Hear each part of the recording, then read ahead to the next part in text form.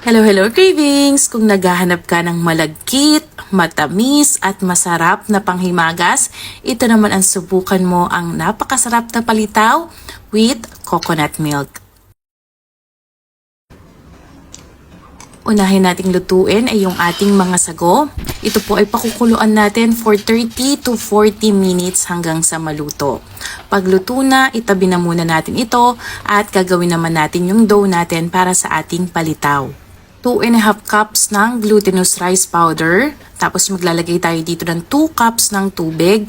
Hindi po malamig at hindi din po mainit, yung katamtaman lamang. Dahan-dahan natin ilalagay ang tubig hanggang makuha natin yung ganitong dough.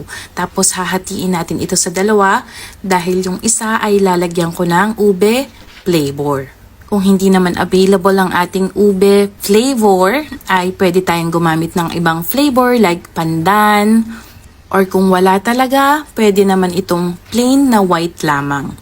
Then sa isang lagayan, lalagyan lang natin to ng powder ulit na glutinous rice para hindi manikit yung ating huhulmahin na palitaw. Gagamit tayo dito ng ½ tablespoon para panghulma, kalahati ng puti at kalahati ng ating ube flavor.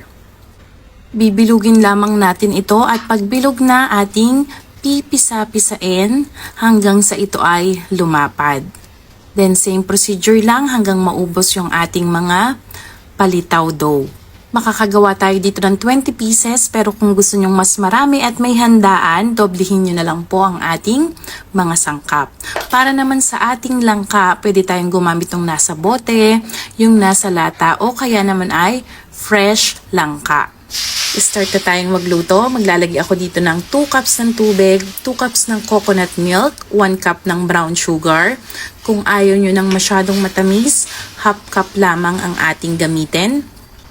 Pag natunaw na yung asukal natin, ilagay naman natin yung ating langka at maglalagay tayo dito ng pandan flavor. Pero kung meron kayong fresh pandan, yun na lang po ang ating ilagay. At kapag kumukulo na, ilagay na natin yung ating mga palitaw.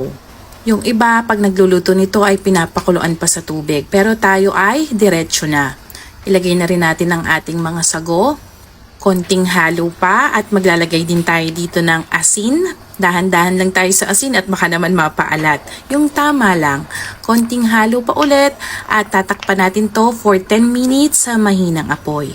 At pagkalipas ng 10 minutes, eto na at ready na ang ating masarap na palitaw with coconut milk.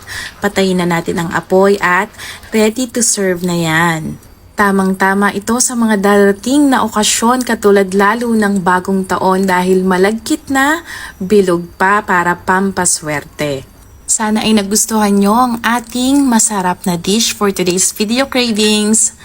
Pa-like na rin ang ating video, paki-share na rin, pa-comment na rin at itag nyo na rin ang gusto nyong itag. Thank you!